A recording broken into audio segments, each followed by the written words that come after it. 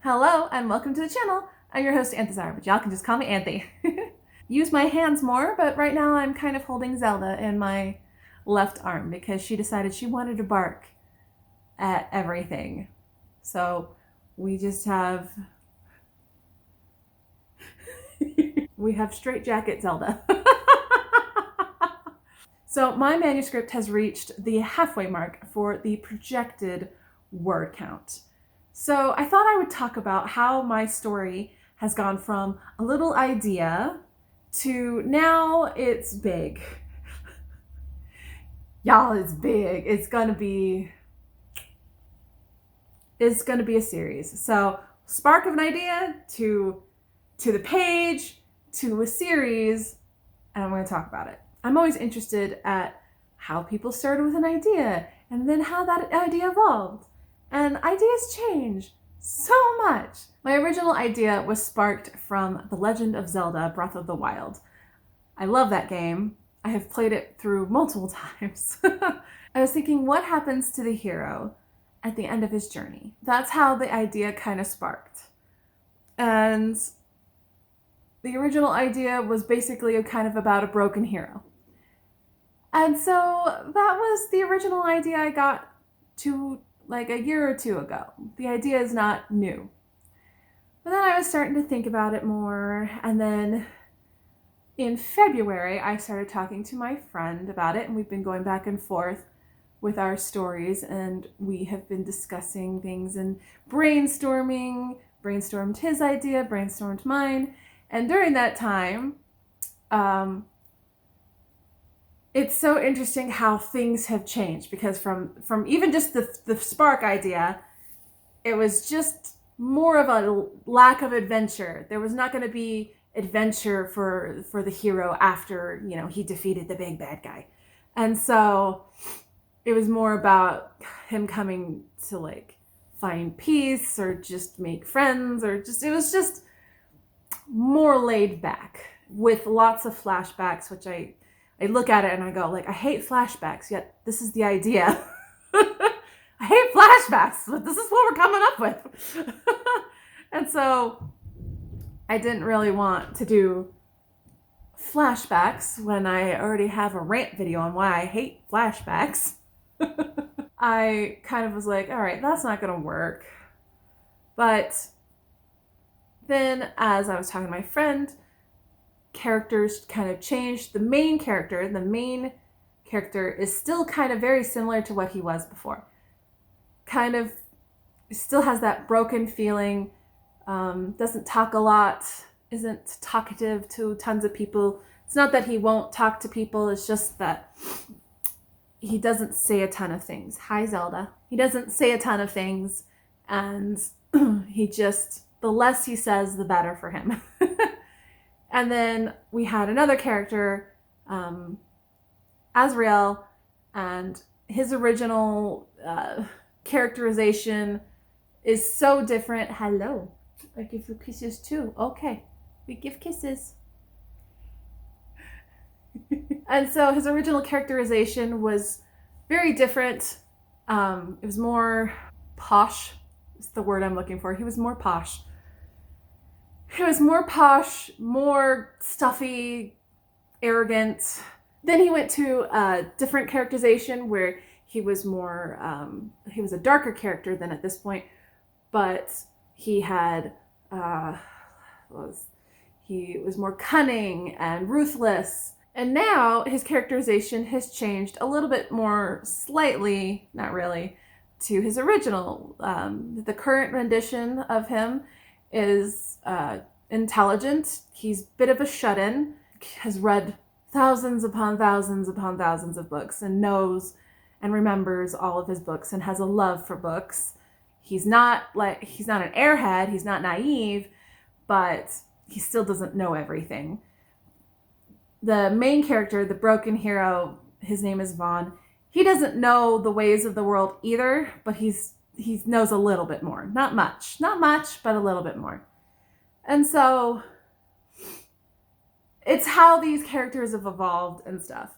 And something that inspired my story was the concept of a divine character like the goddess in The Legend of Zelda, even though when we talk about deities in The Legend of Zelda, they're not really a huge part. They kind of are just there. And it's funny because that's how my story kind of started at, where the divine goddess that made Vaughn the hero was not really a big part. And then all of a sudden I was thinking, oh, what would happen if this? And then suddenly the goddess had a name. And I was like, oh no. And suddenly she was the dark one. She was the malicious one. And so it totally changed everything. And that's how things changed. Because originally Azrael was kind of the darker influence. And then all of a sudden it was like, wait, nope, this person is, the goddess is. And you know what? She's not the only one. There are 11 others. I thought there are 11 gods and goddesses. I'm sitting here thinking, that's 11 more characters I have to name. And then I decided, and they're all going to have their own hero / champion. Which means I got 22 more characters I got to name. Thankfully, the gods and the goddesses all have names now. I don't know their champions and stuff. But anyway, this has evolved from just a tiny spark of what would happen to the hero after the battle to the battle's not over. The battle ain't over, y'all. So not over. And the world is so much bigger. It has divines fighting over land and warfare because the land is constantly under war. And it's so interesting how something small, then as you're writing scenes and things like that, it expands and it changes into something more than you originally thought. And for me, I don't think I could have come up with this if I wasn't in the middle of trying to figure it out. I guess I'm a pantser. I guess I'm a pantser. I always try to be a planner. I always want to be a planner or a plotter, but I think I'm a pantser. I am definitely a pantser because there's so much to discover while you're pantsing. And I have like a lot of the stuff I wrote in February kind of needs to be thrown out or even just rewritten because it's not gonna fit. It's not gonna fit with everything. I have written 10,500 words this week. And I've written 28,000 words for this month. There is 39,100 words in my documents. Are all those words keepable? No. Have I rewritten 2 scenes completely? Yes. So, I ended up replacing them because while they were a completely different location and a different feel, the scene was basically going to replace what was there. And I'm like, okay, I'm not going to keep this in the document. I'm not going to duplicate it. The writing process is very interesting. I've been very happy. I've been very happy. It's a long time when I can say that I've been happy. And that's sad because when you deal with long-term depression and then you're not dealing with it as much or as strong, you're like, oh, I'm finally feeling joy. It's not like I wasn't ever happy, but it's this feeling of joy. Joy is a different state of being than just, oh, I'm happy today. I'm happy about that. It was just, life is just, oh, it's a little bit better. I didn't have joy in my life because of stuff, but I was still, I wasn't sad all the time. People confuse depression with, oh, you're just sad. No, darling. No.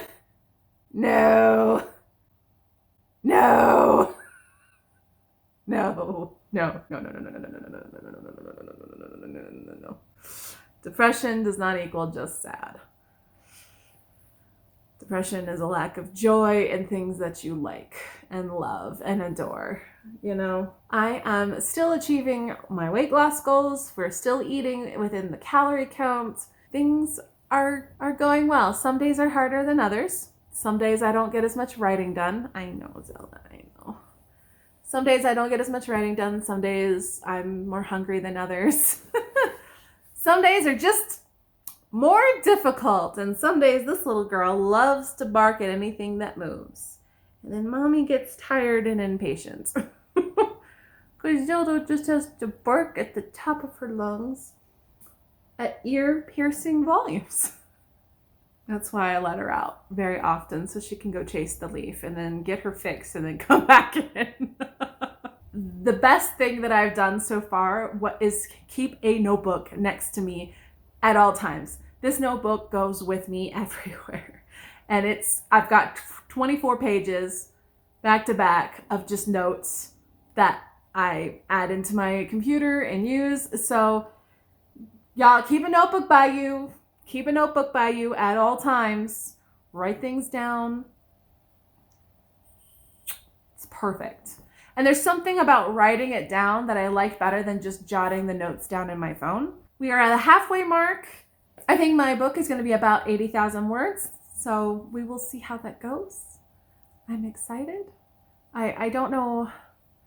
I don't want to overflow the first book with too much of the world building, but I'm at this point, I am thinking things that I'm going to foreshadow in book 1 so that they can pay off in book 2. Once I reach the halfway mark, I'm like, okay, now what are we adding in to foreshadow for the next book? And those gears are already turning. They're already going. Let me know how you're doing with your writing goals. If you experience something similar where your spark of an idea really just changes so much by the time you are done writing. It's why writing a complete book is such a different duck than writing a fan fiction that you write one chapter at a time. It's a different process. I've done both, and so I can tell the difference. I hope you guys are having a good time with any of your projects. I know NaNoWriMo April is coming up, and so let me know what your projects are going to be, if you're going to participate, if you're going to be on authortube and join all of the sprints. I'm sure there'll be a ton of writing live stream sprints, all that good stuff during the month of Camp NaNoWriMo. I will continue to work on my projects. Will I reach 50,000 this month? I'm still pretty I could maybe, but I might end up writing just 40,000 words or 45, but still pretty good. Still good. We got a week and a half left. All right, thank you so much for watching. I hope you give this video a like and subscribe to the channel for more shenanigans, including puppies and writing and weight loss, and hopefully you just like my dumb face. Until next time, bye.